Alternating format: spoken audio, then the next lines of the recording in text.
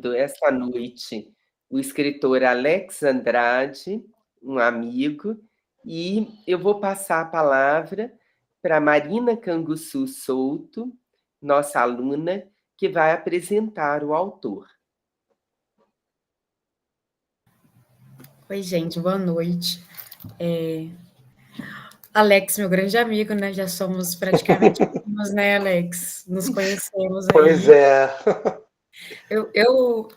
O meu computador, ele tá um pouquinho maluco hoje. E aí eu fiquei pensando sobre isso também, né? De toda vez que eu encontro o Alex, há um bizil na computação. Talvez seja um encontro elétrico, né, Alex? Tem muitos sentidos, né, Marina? Aham. Aí eu vou ler pra gente o texto, a mini biografia do Alex. Alex Andrade, escritor e arte-educador. Alex foi um dos 20 semifinalistas do Prêmio Oceanos de Literatura 2023 com o romance Para os que Ficam, editado pela Confraria do Vento, editora em 2022. Nascido no Rio de Janeiro, Andrade escreve desde pequeno. Publicou os romances Antes que Deus Me Esqueça, Longe dos Olhos, Para os que Ficam, e os livros de contos A Suspeita da Imperfeição, As Horas, Poema, Amores, Truques e outras versões. Fiquei até em dúvida, será que As Horas, Poema, Amores, Truques Não, e outras são versões? 3 livros, na verdade. É Poema, é um livro, que não é um livro de poema, é um livro sobre. É um livro de contos, em que os contos conversam com os poetas, que fazem Legal. parte da minha memória afetiva. E aí, As Horas é um outro livro também de contos, e o Amores, Truques e Outras Versões é uma novela. Ah, legal. Bom saber. Isso pode influenciar na mini biografia, né? Se você sentir vontade. Tá. Obrigada. Os livros para as infâncias: O Gigante, A Menina que Entrou na História, e esse aqui é junto também, que também é um nome complexo. A Menina e a Sapatilha, O Menino e a Chuteira. A História do Menino, outro livro. O Pequeno Hamlet e A Galinha Malcriada. Em setembro de 2024, vai lançar o romance, já lançou, né? O Meu Nome é Laura, que traz, segundo as palavras do premiado escritor Alexandre Vidal Porto, um livro sensível e comovente e muito bom de ler. O livro trata da construção de uma identidade. E também o Infanto Juvenil, O Menino e as Ideias, pela editora Pede Palavra, livro que segue a linha do anterior, A Menina que Entrou na História, publicado em 2023. Tem contos publicados em diversas revistas e periódicos de literatura e desenvolve vários projetos ligados à educação e à literatura, voltados ao incentivo à leitura e ao livro em comunidades e escolas municipais. Perfeito. Eu começo fazendo perguntas, Guilherme, para introduzir? Sim, querida, pode começar fazendo a primeira pergunta, por favor. Eu ia perguntar como você está primeiro. Você está bem? Eu estou bem, estou ótimo. Melhor agora que a gente está podendo se ver, podendo falar, e eu posso ouvir vocês. E teve um bom dia? Foi um dia... Foi um dia ótimo, graças a Deus. E estava na expectativa de conversar com vocês sobre, né, sobre o que vocês têm para me perguntar, sobre os olhares sobre o livro, né? Meu nome é Laura, é um livro que está me trazendo muitas respostas bacanas. Eu tive um cuidado muito grande na hora de escrever essa história, por uma série de questões, o tema, que é um tema que trabalha com a construção da identidade, né? E como eu não tenho lugar de fala por não ser um homem trans, nem uma mulher trans, mas como um escritor, eu tomei a liberdade de escrever uma história que trata da construção dessa identidade através do olhar das outras pessoas e do que essas pessoas podem, de uma forma, afetar ou podem também atrapalhar o desenvolvimento dessa construção. Então, diante das minhas pesquisas, das minhas dúvidas e dos meus medos, claro, as respostas que eu tenho recebido desde setembro até agora têm sido bastante engrandecedoras para mim. Eu tô aprendendo também, né? Aprendendo, e acho que a gente é um ser humano que vai sempre crescendo e vai aprendendo com o passar do tempo. Então eu tenho aprendido bastante e tenho visto que o caminho que eu segui com essa literatura foi um caminho bacana, que veio para somar. Então isso foi muito importante. Eu queria, inclusive, fazer uma pergunta dupla, assim, então. Eu queria Uhum. entender como é esse processo de. Porque você mesmo coloca, né? Ao você falar do livro, você fala sobre essa pessoa que é tão diferente de você, como é um desafio escrever. E dessa vez e na outra vez, você falou sobre pessoas que são trans que falaram sobre o livro. Queria saber se você puder, porque essa é escrever sobre o outro é uma grande coisa, né? E queria saber como escutar isso como escritor, o outro falando para você a partir da perspectiva dele. E queria entender como é para você também, pensando que uma transição de gênero é uma transição que serve como uma catarse para a pessoa se afirmar. E você até em um momento, no novo trecho que a Guilmar manda para a gente, é um trecho em que o pai acabou de movimentar uma coisa na cabeça dele, que ele aceita a filha, e tem um trecho depois de um sonho dela que ela tem a sensação de liberdade pela primeira vez, que eles estão no mar, e eles estão viajando, e aí queria entender para você como que é o outro precisar transicionar para se entender, para se afirmar, como que esse corpo outro modifica o seu corpo enquanto escritor. Sabe, essa fissura que o escritor tem pelo outro, como ela é para você Sim, em torno do eu do acho meu nome é que Laura. eu entendi. Eu acho que a literatura, né, desde muito tempo, os escritores em si, sempre trabalharam com essa questão do outro, né? A gente sempre escreve na perspectiva do outro, das experiências e das histórias que a gente quer contar do outro.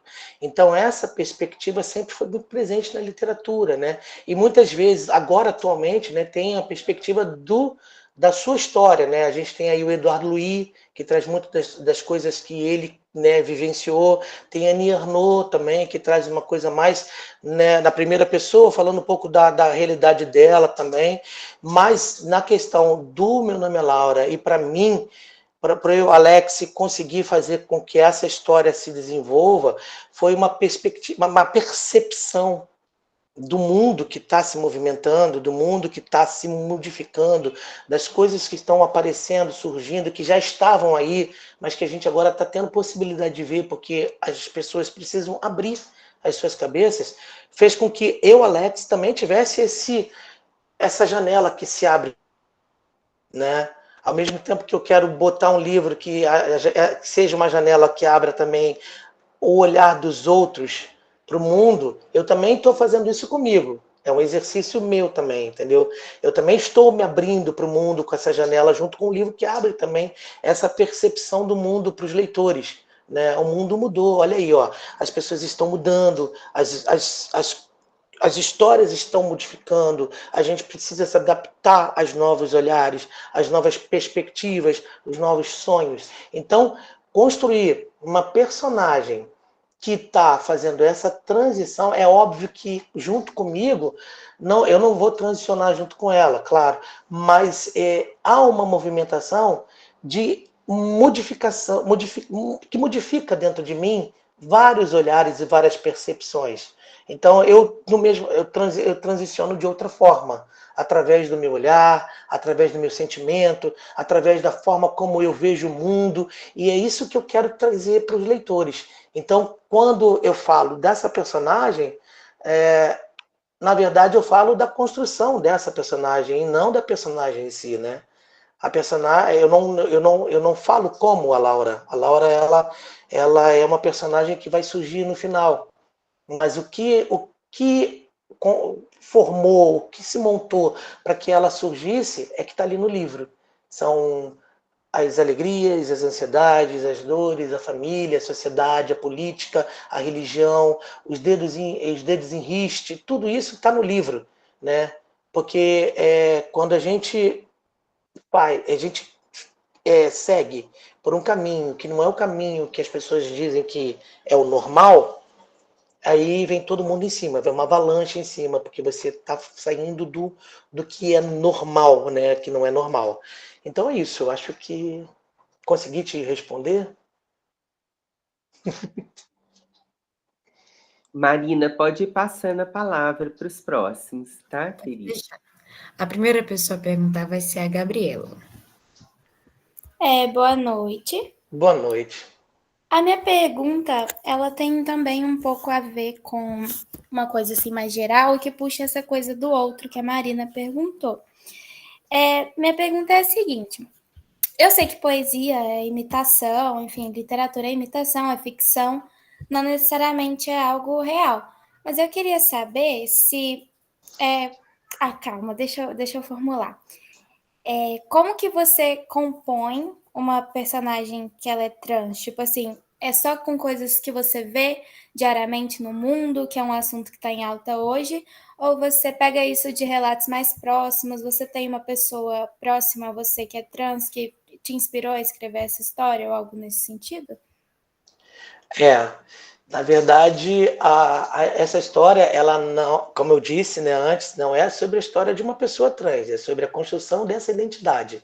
E, na verdade, na minha família eu tenho uma sobrinha trans. Então eu participei de todo esse processo, tanto da família, em relação a essa construção de identidade, e principalmente do pai, né? E convivi de algum modo, é uma sobrinha, é minha afilhada, desse processo, e através dessa percepção de tentar compreender como é que as pessoas lidam com esse fator dessa pessoa que está transicionando e que, de um certo modo, transicionar para essas pessoas é sair do eixo, é ir para um outro caminho, que não é o caminho que seria para eles o certo, né? Como é que essas pessoas reagem, como é que essas pessoas influenciam ou como é que essas pessoas vão dar suporte para essa pessoa que está transicionando. Então, o livro, ele traz muito desse olhar. É uma ficção, não é baseado nessa história, é uma ficção, pura ficção, né?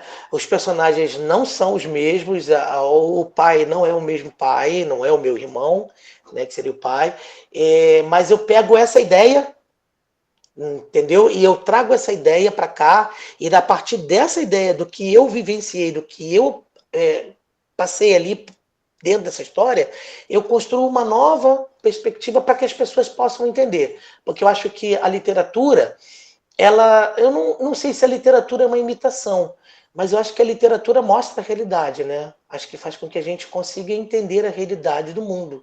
A literatura amplia o nosso olhar para as coisas, mexe muito com a gente, né? E isso que é o importante. Entendi. Quando eu falo que a literatura é imitação, é porque aí eu estou pensando na poética do Aristóteles, que ele define a poesia como mimesis, né? Como imitação, tipo, imitação das pessoas, das ações. Então, não necessariamente tá tipo assim, imitando alguma coisa, mas você coloca a pessoa ali, é uma imitação do mundo real, entendeu? Pode ser talvez um reflexo, né? Eu não vejo essa palavra imitação como uma forma, eu vejo mais como um reflexo daquilo que a gente vê do real e traz para a arte, né? Para a ficção. Acho que é isso. Sim, é essa a ideia. Inclusive, Obrigada. tem muitas controvérsias sobre a tradução, sabe, de mimesis, né? Há autores que traduzem como representação, sabe? Mas, sem dúvida, Aristóteles estava pensando assim numa representação do real mesmo. Sim, sim. Né? Então, ótimo, obrigada, viu, querida Gabi?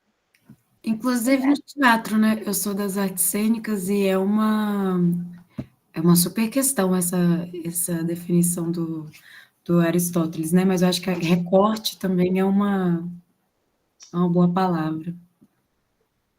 O Então, recorte, eu acho o recorte interessante. Eu também sou das artes cênicas, eu estudei teatro durante muito tempo, legal. e tem essa coisa do recorte, né? A gente faz um recorte da vida e traz para a cena, né? A gente representa, né? A gente leva, claro, com toda a histórico do autor, da direção, de toda a realidade que tem no palco. Porque a própria imitação, ela já é uma outra coisa, né? A própria representação, as minhas...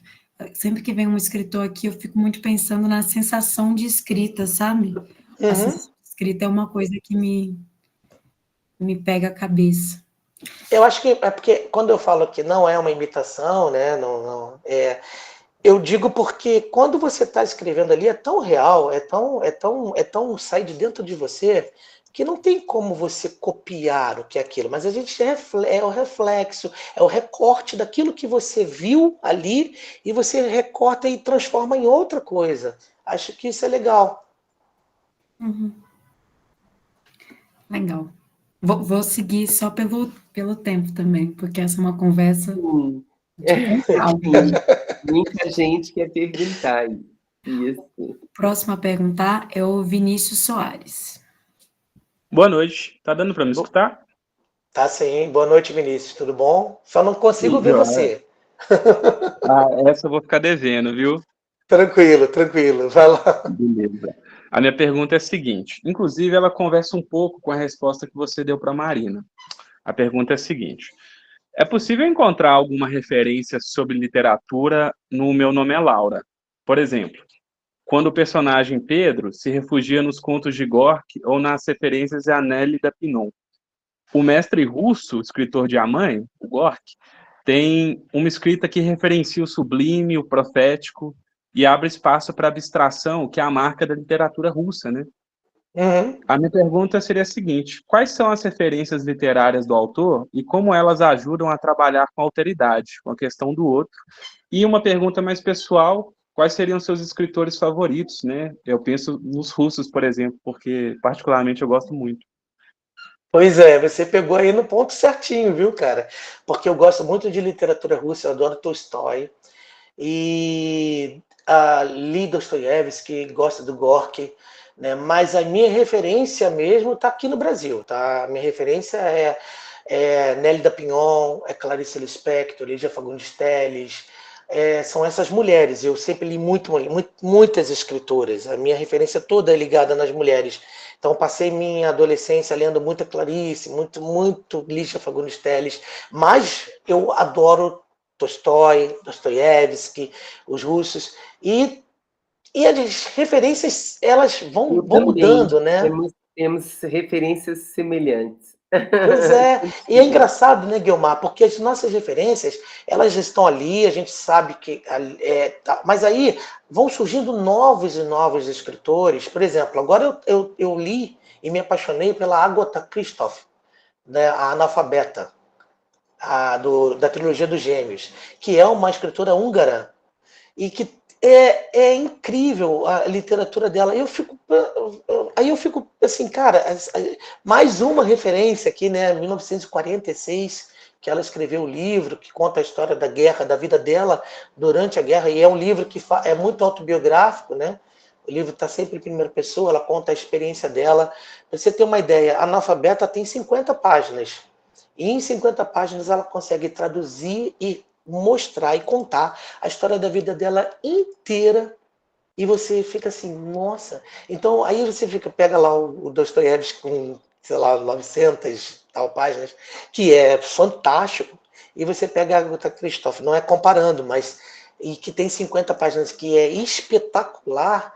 Você fica assim, caramba, são referências completamente diferentes, mas que são de qualidades, né, muito próximas. Então, essas referências elas vão mudando. Agora eu estou na Agatha Christoph. Alguém conhece a Agatha Christoph? Não, estava procurando PDF aqui, para ser sincero. Ainda não. Agatha? Eu lembro de uma Agatha, mas acho que é americana. Não, ela é Agatha Christoph. Ela é uma húngara. É uma escritora húngara. E vale a pena. O Grande Caderno, Analfabeta.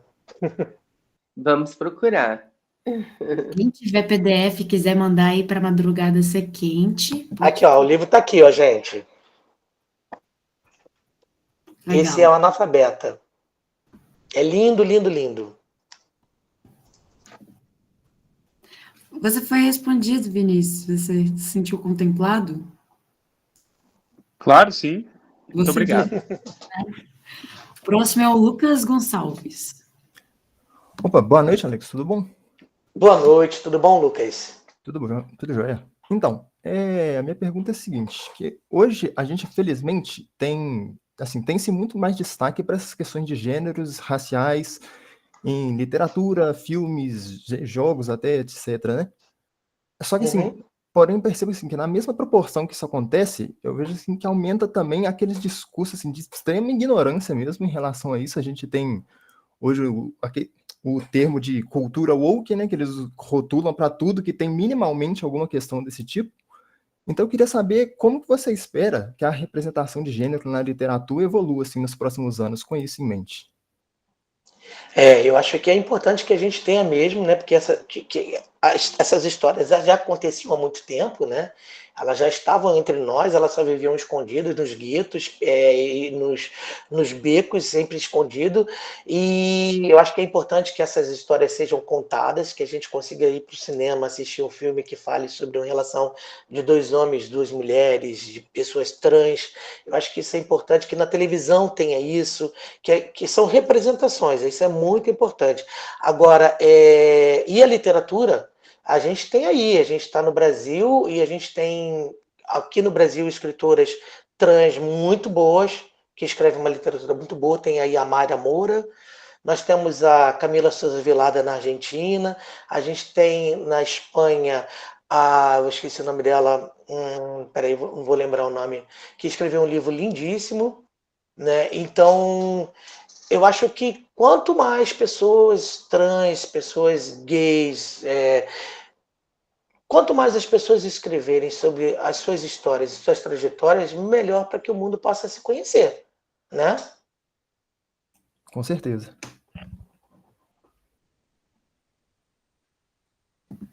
Seguindo, vou chamar a Yasmin Jesus dos Santos.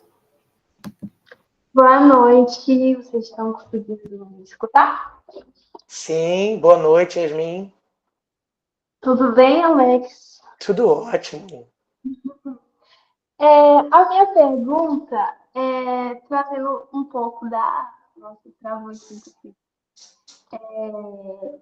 Trazendo um pouco do livro e tentando entender se isso também tem alguma relação com a sua vida pessoal. E aí a minha pergunta é se essa relação entre o pai de Laura, essa relação de conexão que de alguma forma entende os anseios de Laura, as dores da filha, tem essa compreensão, de alguma forma ela isso reflete essa... Deixa eu reformular aqui. Isso reflete a sua relação com o seu pai, entendeu? Se você teve alguma convivência com seu pai, se teve alguma relação com ele, se isso reflete de alguma forma essa conexão, essa relação que você teve com ele. E se não tem nada a ver isso que eu estou perguntando, como é que surgiu essa ideia de escrever sobre o pai que, como eu falei, entende de alguma forma os anseios e as dores de sua filha? Entendi. Realmente não tem nada a ver. O meu pai tinha uma relação bacana com ele, mas não. Tudo bem, ótimo, uma relação muito rica. E o propósito de escrever sobre uma história de uma pessoa que está em construção de uma identidade e o pai ser a figura que mais acolhe essa pessoa, porque a gente vê muitas histórias que as mães acolhem, né? Então a gente já conhece as histórias que as mães acolhem. Então eu quis trazer um dado diferencial, porque também existem pais que acolhem. Existem sim. Pode ser que a grande maioria não, mas talvez 1%. E a gente não pode desqualificar esse 1%, porque é alguma coisa, né? Então, por isso eu pensei, caramba, eu vou construir uma história em que a relação desse pai com esse filho seja da forma mais acolhedora, mais carinhosa e amorosa possível, porque a gente pode também fazer com que o pai que seja o que não aceita, perceber que ele pode fazer isso, que ele pode aceitar. Então, na verdade, é para transformar. Eu acho que é isso. A literatura ela mexe com as pessoas também. Fazer refletir aquele pai que está lendo, que não suporta a ideia de ter um filho que é trans, de repente ele lendo o livro, ele vai perceber que ele pode ser assim, que ele pode ser um cara legal, que ele pode ser um cara acolhedor. Então é por isso que tem essa perspectiva do pai. Ah, sim, muito obrigada. Nada, obrigado a você pela pergunta. A gente só percebe que existe quando a gente vê um exemplo também, né? Eu, Exato. particularmente, me emociono com pais carinhosos. Também. Então, pois é, não é bom? E não é bom, você acha. E a gente não é assim, acho que acredito que se a gente vê, se eu sou um cara durão, um pai que seja um pai extremamente, né, duro, se eu vejo um pai ao lado, com o filho, tratando de uma forma, eu vou começar a refletir sobre o meu posicionamento no mundo. Eu vou começar a pensar, caramba, tem alguma coisa errada em mim. Por que aquele cara trata o filho de uma forma e eu trato o meu de outra forma? Então é isso, a gente também tem o espelho do outro, né?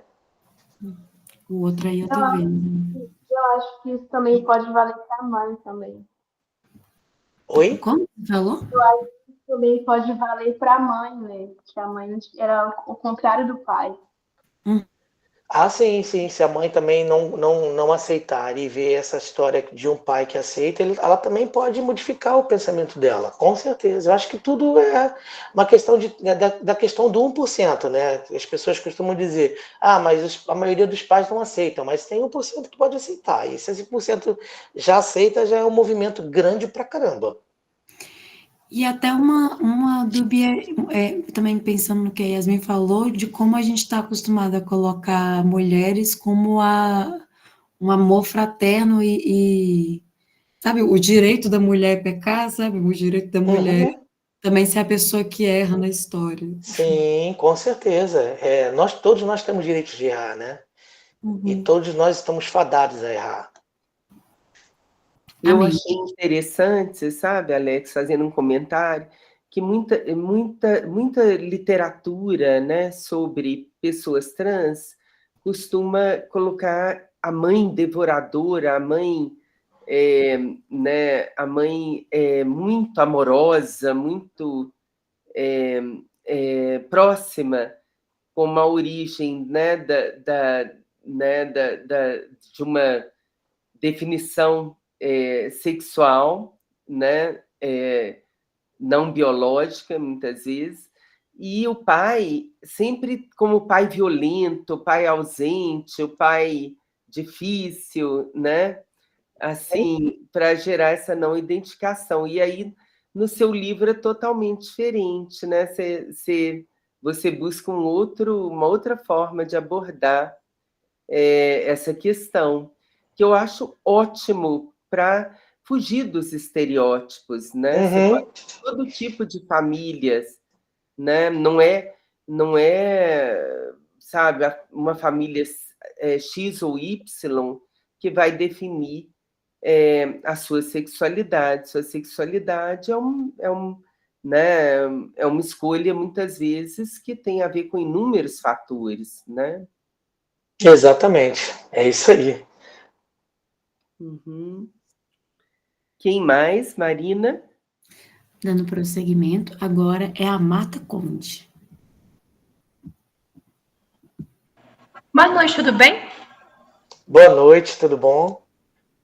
Então, a minha pergunta tem um pouquinho a ver também com a pergunta anterior, que eu queria saber um pouco como que foi essa construção do papel do pai e da mãe na questão do filho, né? E aí no iniciozinho dos trechos que a Guiomar mandou, tem 3 versos escritos: minha mãe se esqueceu de mim, minha mãe se esqueceu de mim, minha mãe se esqueceu de mim. E do outro lado, na outra página, fala que naquele dia ela deixou ele esperando na saída da aula e depois ela conversou com a escola para mudar ele de sala de aula, porque talvez ele não conseguiria, enfim, terminar. E aí eu queria saber como que essa construção do papel do pai e da mãe, porque a gente tem muito essa questão do machismo também, né? Que só a mãe ela vai estar responsável por tal coisa, ou só o pai é responsável por tal coisa. Então eu queria saber qual que é essa ligação dessa construção no livro Meu Nome é Laura. Sim. Aí a gente vai pegar no ponto da mulher, né? Porque a responsabilidade fica toda em cima das mulheres.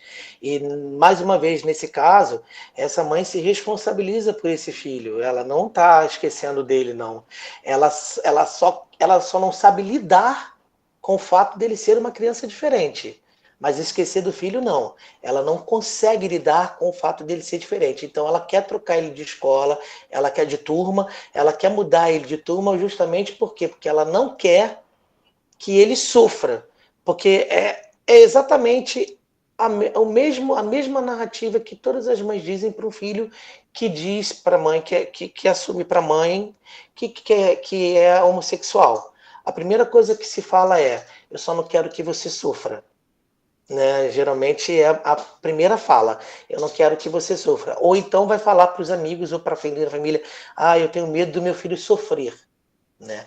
Então, na questão dessa mãe, o excesso talvez de cuidado e de não saber lidar com tudo que tem ao redor, talvez tenha causado nele, no Pedrinho no caso, essa sensação de que ele foi esquecido pela mãe. Né? Porque ao mesmo tempo que ela tinha esse medo, essa preocupação, né, ela, de uma certa forma, ela esquecia dele. E com todas as responsabilidades que as mulheres têm, das mães, de fato, era uma mulher só, né, ela separada do marido, então o pai aparecia de vez em quando para buscar, então essa responsabilidade, ela não podia errar. Então, pensa na carga que vem para essa mulher. Ela não podia errar, mas o erro, para ela, estava ali no filho. Ela achava que o erro era o filho, e não era o filho. Né? Então, é isso. É por isso que eu quis construir essa identidade da mãe, do pai e do filho. São 3 personagens, né, que formam o centro dessa história. Então, cada um com a sua característica e com as suas fragilidades, e também com a sua força. Percebi que eu tenho vontade de fazer um comentário entre uma coisa e outra. Eu posso... Pode fazer. O erro é a sociedade brasileira. A próxima é a minha Trindade. Boa noite, tudo bem? Boa noite. A minha internet está um pouco fraca, está oscilando um pouco por causa da chuva, mas acho que está dando para me escutar direitinho. Bom, a minha pergunta... na verdade, eu queria saber como que é para você representar o ponto de vista da personagem principal em relação ao mundo, e não só dela também, mas você falou um pouquinho dos pais agora, né, de como que era eles em relação à personagem. Aí eu queria saber como que é para você representar esses pontos de vista, porque a gente sabe que a gente tem um mundo ainda que não aceita diferenças e tudo mais, então eu queria saber sobre isso. Na verdade, eu não trago aqui o ponto de vista da personagem principal, né? Eu trago, como eu já falei antes, né? Eu trago aqui o ponto de vista do que é se tornar a personagem principal, que no caso é uma pessoa trans. Né? Então, a história ela vai contar sobre a ótica do pai, primeiro, que conta da história dele no passado, com o pai dele, a relação que foi conflituosa de um pai que era alcoólatra, que era um pai que não tinha o menor afeto, nenhum carinho, que era um pai que sumia 15 dias no mar para pescar, porque era um pescador, e voltava e sempre voltava bêbado. Então essa relação ele não queria levar para a vida dele no futuro. Então ele pensou em construir uma identidade de um pai mais amoroso, e ele foi nesse processo. Né? Aí a gente vai encontrar com a Heloísa, que é uma mulher criada por uma sociedade, uma família católica, né, arraigada, né, de uma relação com a religião, que a religião alimenta, sustenta, faz todo o movimento daquela família.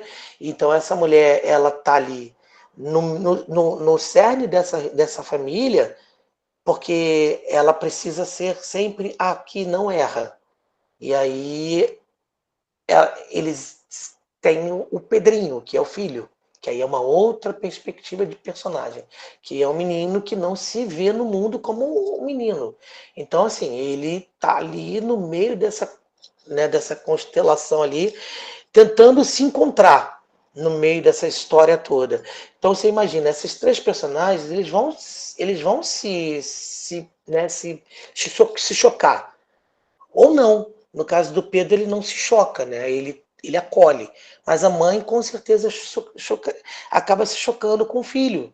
E se chocando também com o ex-marido, com o pai do filho, por conta dos dogmas, dos preceitos, da religião, do preconceito da sociedade, do olhar do mundo. Então, o Pedrinho, ele vai se tornar Laura à frente. Ele já é Laura, mas ele só vai fazer a transição, de fato, mais à frente. E aí, essa é a perspectiva da Laura, que não é o ponto de vista dela, mas é o ponto de vista do que foi vivido lá atrás para que ela se tornasse quem ela é. Respondido? Entendi. Sim, obrigada. Nada. Vamos seguir com a Luísa Diniz. Oi, boa noite. Boa noite.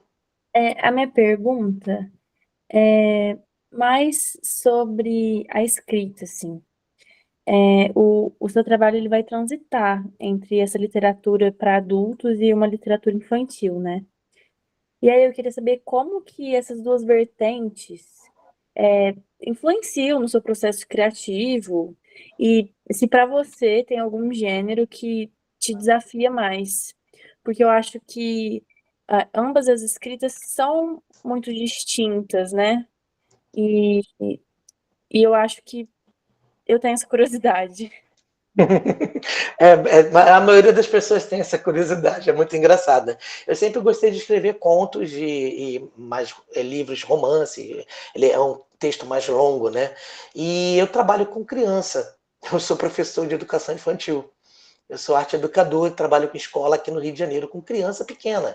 Trabalho com criança de 2, 3, 4, 5, 6 anos. Eu dou aula só para educação infantil.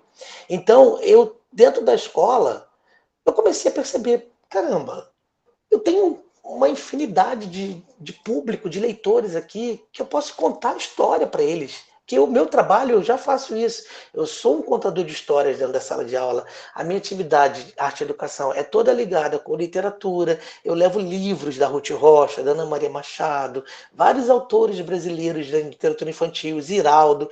Então, por que eu não começo a desenvolver essa perspectiva também para criança? Por que não? E aí eu comecei a escrever para criança, isso em 2009. E comecei a fazer meus livros para criança. Então, é difícil, não é fácil, porque não vamos subestimar a inteligência das crianças. Elas são extremamente sinceras, mais do que os adultos, né? E elas são muito exigentes. Então, não é qualquer coisa. A gente vê aí que a qualidade da literatura infantil é incrível. Os livros infantis que eu tenho, eu sou colecionador, eu adoro livro infantil, adoro, tenho uma estante de livros infantis. Então, assim, os livros infantis são maravilhosos, são incríveis.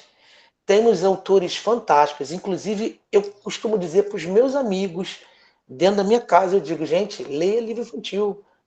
Não pensem que é um livrinho para criancinha, Tati Bitati, não. Porque quando você vai ler, você adulto, você encontra uma série de coisas ali que você fica de boca aberta, porque são coisas lindas. Então a gente tem uma infinidade de autores e ilustradores. E os ilustradores são Roger Mello, Mariana Massarani, Eva Furnari. Gente, a literatura infantil não pode ficar como as livrarias estão fazendo. Sabe o que acontece na livraria que eu brigo muito? Você vai numa livraria enorme, você chega lá, entra a livraria cheia de livro. Lá no final, no cantinho, tem uma estante com livro infantil. A literatura infantil, ela fica... Então, eu tento fazer com que essas crianças com quem eu lido todos os dias, que elas consumam livros, que elas consumam literatura. E isso é um grande prazer para mim. Agora, é claro, eu não sei dizer para você qual que para mim é o mais importante, que eu mais gosto, né? Se é escrever para adultos ou escrever para crianças. Eu acho que escrever é o que eu mais gosto. Então não tem diferenciação. E eu estou me aprimorando cada vez mais, tanto para escrever para adulto quanto para escrever para criança. Porque eu acho que cada dia a gente aprende mais, né? Eu também acho. Muito obrigada, viu? Nada. Ótimo. São Concordo. mais exigentes às vezes, né, as crianças. Muito. O próximo é o Luiz Vinícius.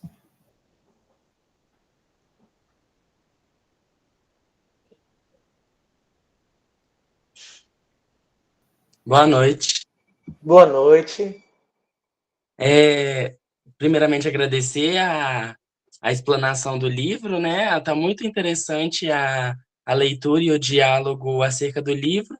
E a minha pergunta é especificamente sobre um trecho, que é num trecho quando o Pedrinho pensa em contar que não gosta do seu primeiro nome, né? Depois dessa... Ele tem esse pensamento de contar para Nina. Aí meio que dá um silêncio na minha interpretação da leitura, vem um silêncio como se fosse uma coisa interior de que a pessoa não que não liga para a situação, mas de que ela meio que se conforma com o que o Pedrinho acha. Seria isso? Não sei se deu para entender a pergunta. Seria Não, como você... se ela não precisasse de uma resposta. Porque Dá ela já uma sabia, resposta. né? Porque na verdade a Nana ela é a grande válvula de escape pro Pedrinho e ela é uma espécie de um arco-íris mesmo, né? Sabe aquela coisa de passar por cima do arco-íris e circular e descer do outro lado?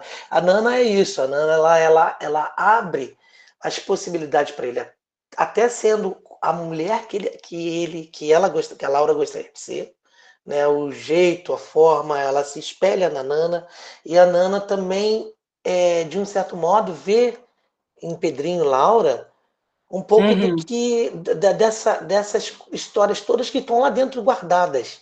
Então ela põe para fora, ela puxa para fora como um tecido, né? Como elas não brincam com tecido, eles não fazem a coisa de desenhar, de fazer vestidos e tal. Então isso é isso. Ela coloca para ele as possibilidades. É quase uma testando, né? Eu vou te testar porque eu sei o que você quer. Então ela não é uma personagem que passa pequena pela história, ela tem uma importância enorme. Então eu acho que ela já sabia e ela só foi puxar o tecido mais para o tecido se tornar um vestido. Traz um conforto, né? Sim, com conforto e a liberdade, né? E a liberdade. E é tão bom a liberdade de ser o que você é, né? Exato. Obrigado.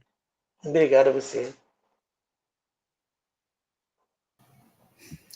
A próxima e última pessoa é o Arão. Boa noite. Boa noite, Arão. Pessoas que não perguntaram, hein? Tadeu, Afrânio, vamos lá, tá? A Afrânio acabou de levantar a mão, Yasmin, Tadeu, isso mesmo. Arão, pode falar, desculpa. Boa noite. Boa noite. Perdi um pouquinho aqui que eu ia perguntar. Você falou que a abordagem que você fez nesse texto aí do pai indo visitar a família que não via há anos e que depois o irmão, o Joaquim, fala para o Pedro, não vem que o seu filho é má influência. E você mencionou a abordagem que você faz sobre o pai dessa criança, que é diferente da maioria das atitudes dos pais quando acontece essa situação com o filho, né? E aí eu achei interessante, fiquei intrigado quando você fala sobre os barulhos da mente, que ele liga o som do carro para atravessar os barulhos da mente e cessar, né, aqueles barulhos da mente, que ele não estava suportando aquela situação, né? A família não aceitar a criança, sendo que o pai aceitava muito bem e fazia o correto, né? Minha pergunta vai mais ou menos assim, você espera escrever mais, acho que sim, você acabou de mencionar, para melhorar a perspectiva e as atitudes das famílias e da sociedade em geral, como pretende abordar? Porque esse texto que a gente recebeu e você escreveu, você mencionou que é para algum pai ler e perceber que ele pode ser diferente, que ele não precisa ser o escrotão aí, né? Desculpa a palavra, mas... e aí também tem que mudar o restante da família, né? Não é só o pai que tem que perceber que ele pode ser melhor, mas que tenha mais compaixão, né? Também precisa mudar o resto da família. E aí, essa Sim. pergunta, você pretende escrever mais? Pretende abordar de que maneira? Obrigado. Eu que agradeço. Não, eu acho que você colocou aí, não só mudar o pai, realmente, tem que mudar a família toda, né? Mas aqui no caso da conversa foi porque a gente estava falando da questão do pai. Mas, na verdade, não mudar só a família, mas mudar a sociedade, né? Eu acho que a sociedade precisa melhorar.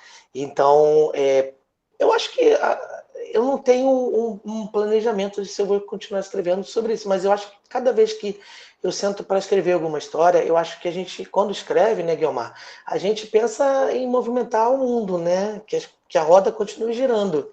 Então a gente, de E a certo gente modo, acredita de alguma forma, né, no poder da é, escrita, né? e intuitivamente a gente acaba fazendo com que essa roda gire e o mundo, né, vá se modificando. Eu acho que a leitura ela é muito importante, ler é muito importante, porque ler faz com que a gente pare para pensar. E quantas vezes a gente para ler um livro e a gente se encontra ali naquela leitura. Então, quando eu tô lendo um livro, nossa, quanta coisa passa pela minha cabeça, quantas tem uma frase ali que eu fico. A gente não tem mania de ficar marcando com marcador de texto frases que são. É isso, acho que não modificar só o pai, modificar a sociedade, modificar a família, né, fazer com que as pessoas entendam o mundo. E a gente faz isso, né, com o nosso trabalho, né, Guilmar? Com certeza, com certeza. Obrigada pela pergunta, viu, Arão? Obrigado, Arão. Obrigado.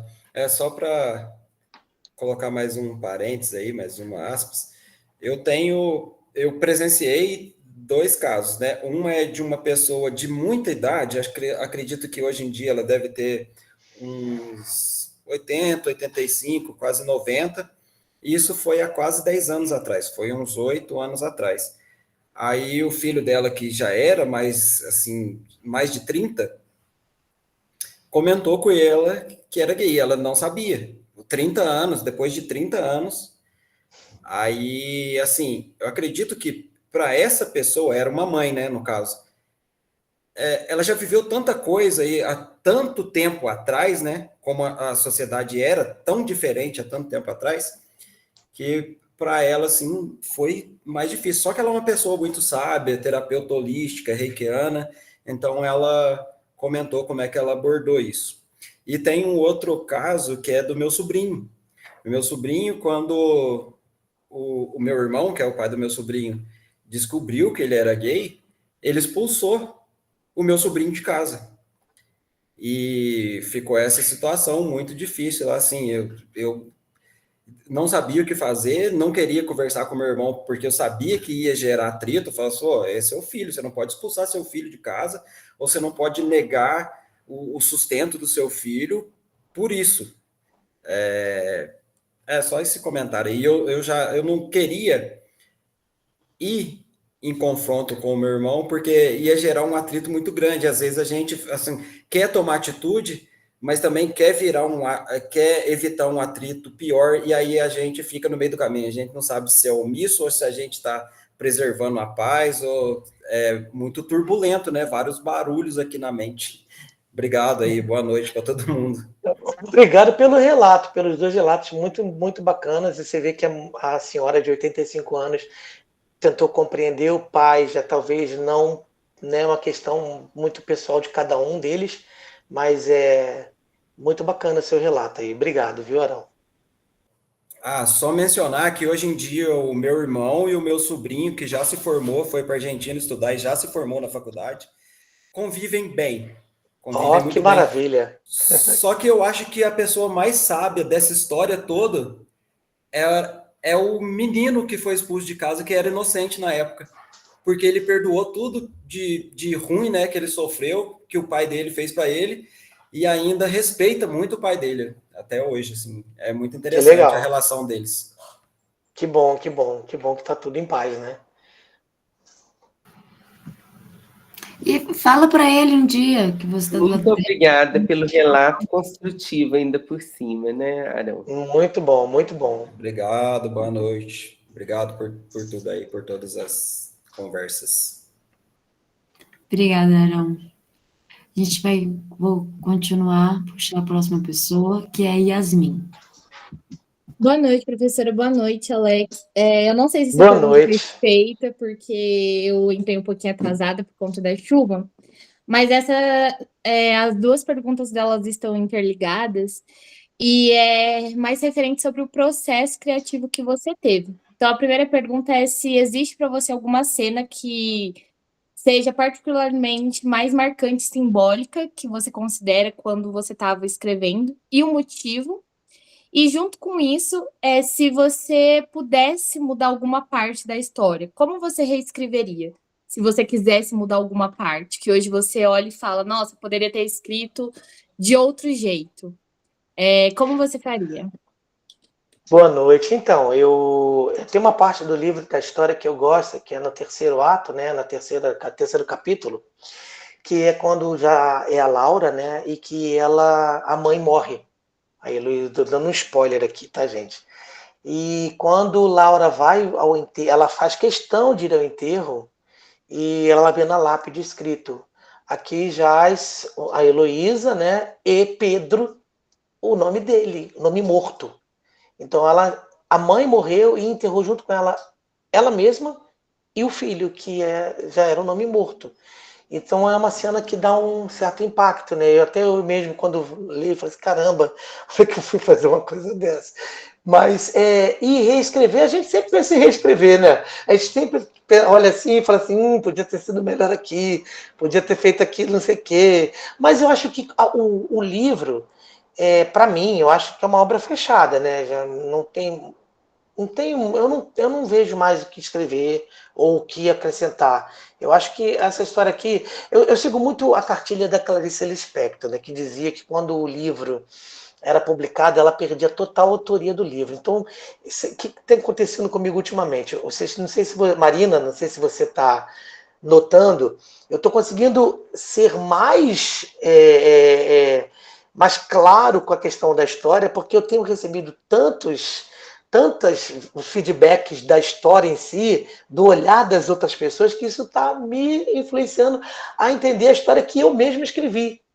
Porque são muitas vertentes que a história tem. O livro ganha muitos olhares, muitas versões através dos leitores. E aí, isso eu começo a compreender o que eu escrevi. Falei, caramba, eu escrevi isso, né? Então, isso. Porque às vezes você vai escrevendo na intuição, né? Ali sentado, você quer contar uma história, mas quando chega na mão do leitor, ele tem uma outra versão dessa história, a versão dele. Então, quando ele traz esse feedback, isso para mim é fantástico. Eu adoro quando as pessoas dizem para mim, eu li o seu livro, para mim foi assim, assado, porque eu tô aprendendo o que é o meu livro. Então, é um grande exercício. E isso é muito legal. Então, eu acho que eu não tenho que mudar, não. Acho que eu prefiro mesmo que as pessoas vão dizendo para mim o que elas estão achando da história. Que aí eu vou aprendendo mais. E aí, no próximo livro, eu tento fazer melhor. Muito obrigada pela resposta. Imagina, eu que agradeço.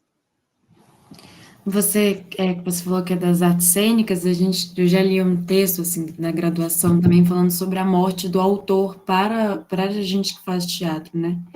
E eu sinto que, ouvindo escritores falar, tem essa sensação também, né? A necessidade de também ter tido o Alex que escreveu aquela coisa e que aquele Alex morreu, assim, né? Agora você pode ler a obra, assim, né? Depois de um tempo, assim, nem quando a gente fala de nós, quando nós tínhamos 15 anos, né, é longe o suficiente para ser outra pessoa que viveu aquilo, né? É a nossa história que ficou para trás, né? Uhum. Que está lá guardada no passado. Isso é muito interessante, né? E a literatura e o teatro tem muito isso, né? De fazer com que a gente resgate também um pouco da história que a gente tem para contar lá de trás, né? A literatura e o teatro, eles fazem a gente mergulhar no interior e também no nosso passado, que a gente viveu. A partir da morte do autor, eu interpreto o que eu quiser, né? A palavra é minha agora. Tem a história em si, mas você vai fazer a sua interpretação. Talvez tenha momentos que o autor está dizendo uma outra coisa, e isso acontece também na música, né? O autor fala de uma outra coisa e você interpreta do seu jeito que não era aquilo. Então, é seu, o livro é seu, você é a autora do livro. Chico Buarque tem muito isso, né? Que ele diz que Chico Buarque diz que muitas músicas dele que as pessoas achavam que eram românticas demais e que não tinha nada de romântico, né? Era tudo contra a ditadura, era tudo sobre violência, sobre a questão da ditadura. Então é isso. Eu mesmo fui muitas vezes enganado ouvindo Chico Buarque, achando que lindo. Depois eu fui ler as histórias e eu falei, caramba, é sobre isso então, né? É muito forte, e às vezes a gente não percebe, né, que está se falando de ditadura, por exemplo, né? Apesar de você, amanhã há de ser. Pois é, e muita gente acha que é o ex, né? Sim, parece que é para uma mulher, por exemplo. É a ex que é o ex, muito bom. Vamos lá. Então, vamos continuar com o Afrânio.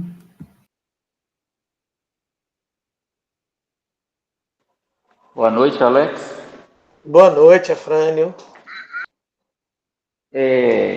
O seu livro, ele reflete sobre a construção da identidade.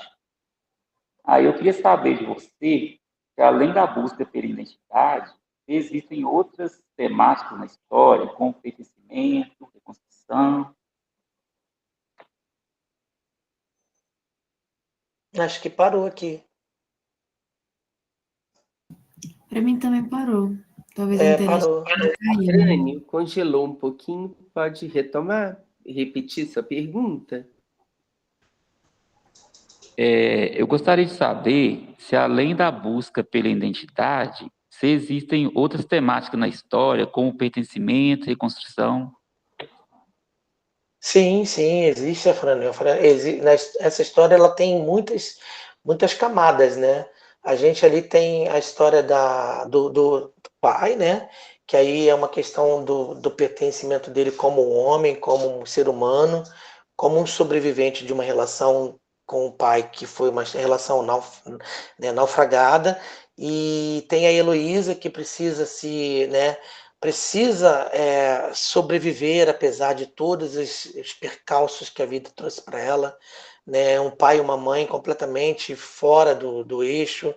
E tem o Pedrinho Laura, que ali é a questão do pertencimento da sua identidade, do seu nome, né? Porque a importância de se dizer o nome escolhido pela pessoa que faz a transição é enorme. Então, quando você fere a pessoa, quando você diz para a pessoa o nome morto, você está agredindo ela, né? Já se diz nome morto. Então, se é Laura, não pode se chamar de Pedrinho ou Pedro. Então, esse também é um pertencimento. E o tempo todo dessa história, o Pedrinho ali, enquanto Pedrinho, ele estava se autoconhecendo, né? Ele estava se procurando. Ele, apesar de saber o que ele queria, ainda é um caminho que você tem que pisar como se está pisando em ovos. Aí você imagina para uma criança, né, que não se identifica com o gênero que ela nasceu, ela tem que conviver numa sociedade que impõe uma série de coisas, e aí ela vai crescendo nesse mundo que a gente sabe muito bem. Às vezes a escola ela tem a escola tem um lado bom e tem um lado muito ruim, mas o lado ruim ele fica muito marcado por algumas pessoas, porque tem os traumas, tem os bullying, tem as agressões, tem, né, dentro da escola que as coisas acontecem. Eu vivi durante um período da escola que eu não queria ir para a escola, porque tinha uma galera que eu não gostava, não suportava, então eu não queria ir para a escola. Então, assim, eu fico pensando numa pessoa que está procurando a sua identidade. Imagina, dentro de uma escola. Então, eu acho que, mesmo que a sociedade e essa juventude, a galera mais jovem, está transformando mais, está sendo mais aceitação, ainda existem pessoas que não aceitam, entendeu?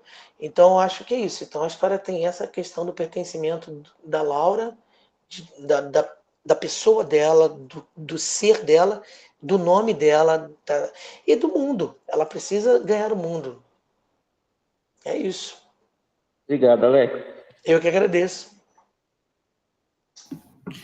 Antes de passar para o Tadeu... Obrigada, Frane. Bom ver você também. Obrigada, Frane. E hoje várias pessoas ligaram a câmera, né? Não sei se a minha internet está funcionando melhor, mas... Funcionou a minha chamadinha, né? Tem bastante gente. Aí eu só liguei porque eu fiquei com medo. Essa é boa, até parece. Vou chamar agora o Tadeu, e depois eu vou ler uma pergunta da Paola no chat. Oi, Alex, boa noite. Oi, boa noite, Tadeu.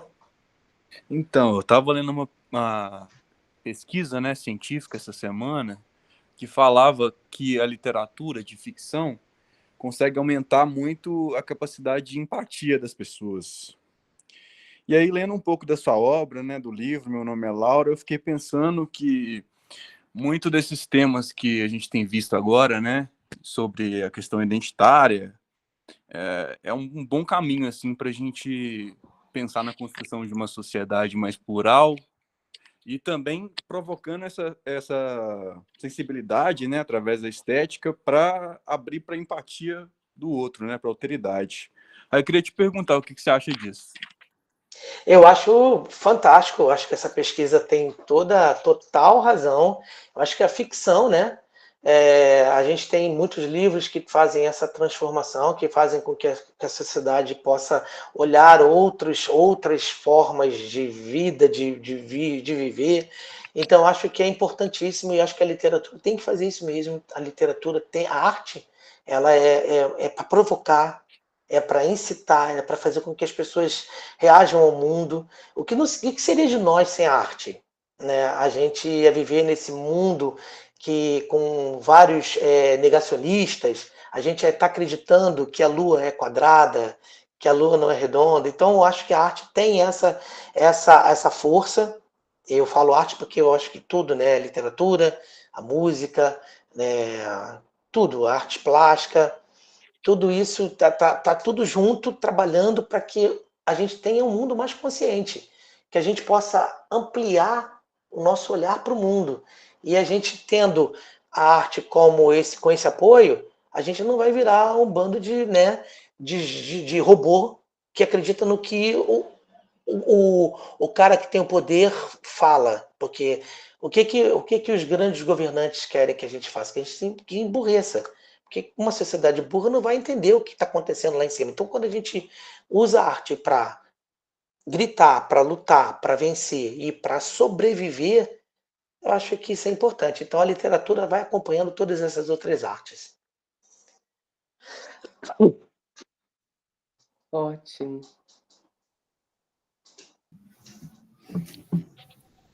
Obrigada, Tadeu.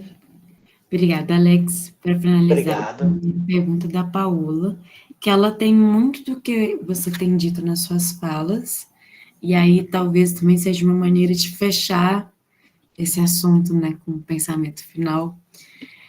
Boa noite, Alex, tudo bem? Sobre o livro Meu Nome é Laura, eu gostaria de saber como você enxerga hoje a importância do livro para debates sobre identidade de gênero e preconceito. E qual foi o maior desafio ao escrever o livro? Eu enxergo a importância de que a gente está somando, né, para que essas pessoas possam ter o espaço que elas merecem, porque é uma luta, né? A gente vê que o Brasil é o país que mais mata pessoas LGBTQIA+, e principalmente pessoas trans, né? O país que mais mata. Então, por que mata? Né? Quem mata? Quem são essas pessoas que odeiam alguém que é diferente? Então, eu acho que o livro ele faz esse movimento, não é panfletário em momento algum, é uma ficção, como eu disse no início. Eu não faço nenhuma panfletagem, eu não faço nenhuma levantada de bandeira, pelo contrário, eu conto uma história como outra qualquer, até porque é necessário que a gente também tenha histórias que façam com que a gente só leia e reflita. A gente não precisa o tempo todo ficar levantando bandeira. Mas, nesse caso de que o livro possa ser uma forma de que a sociedade pense e melhore em relação à questão das pessoas trans, eu acho isso que é importante, eu acho que é muito importante. Eu sou uma pessoa que acho que a gente precisa dar espaço para todo mundo no mundo, para todas as pessoas, sejam elas um OVNI, um ET, estou dando exemplos assim bem exagerados, né? Mas eu acho que a sociedade precisa ter espaço. Então, tendo espaço, a gente usando essa grande mídia que tem esse poder de influenciar as pessoas, eu acho que é importante. Mais uma coisa para somar, mais uma coisa para ver. E sobre o processo da escrita, foi um processo que eu, como eu disse também antes, foi um processo da minha observação do mundo, da minha vivência, sobre a relação da minha sobrinha com o meu irmão. Não foi uma relação boa.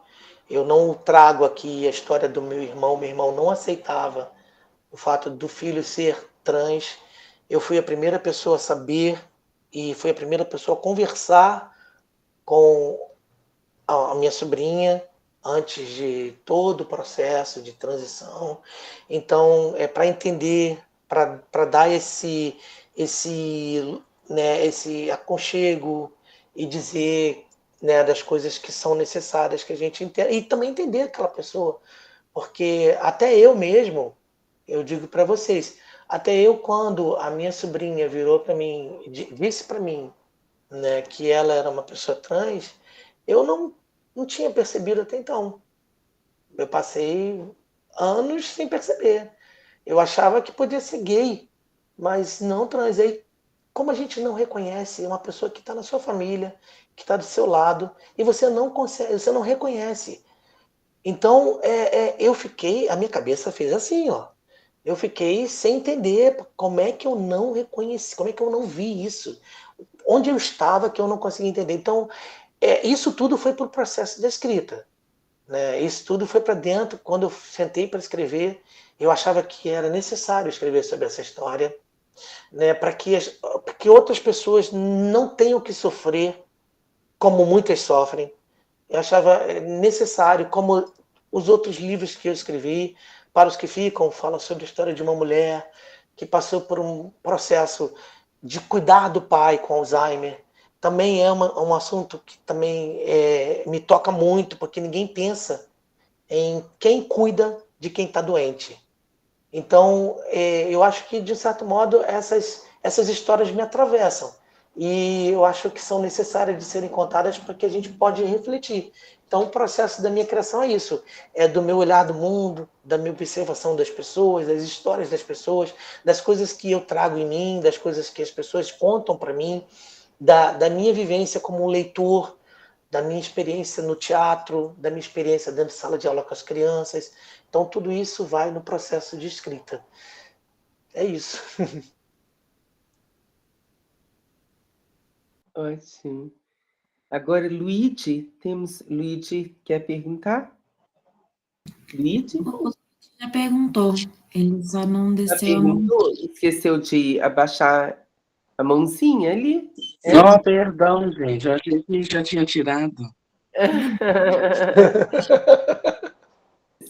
Sem problemas, querido. Então, tem um comentário que ficou aqui do Arão também. Lê também, Marina, por favor. Ah, sim.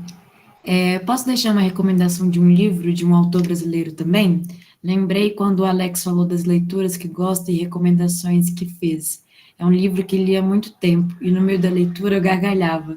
O livro é de Fernando Sabino, que também reescreveu Dom Casmurro. O livro se chama Aqui Estamos Todos Nus. Ele colocou até um link da Amazon, para quem quiser comprar. Quem Legal. quiser mandar o PDF também. É do Fernando Sabino?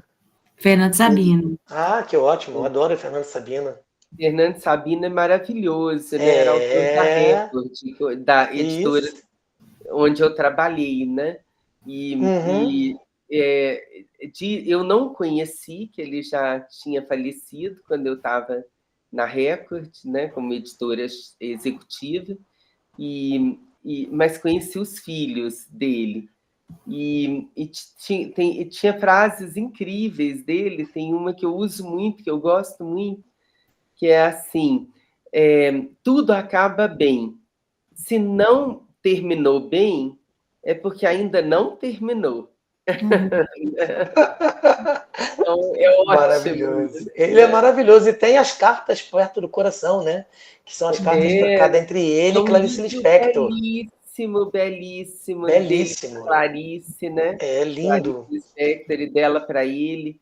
Né? É lindo, lindo, lindo. Uma jovem escritora, insegura, né? E ele, o grande escritor que dá dicas, dá conselhos. É um livro que vocês precisam ler. Cartas Perto do Coração. Cartas Perto do Coração. É a correspondência entre Fernando Sabino e Clarice Lispector. E precisam ler também. Meu nome é Laura, né? Inteiro, tá? Eu leio.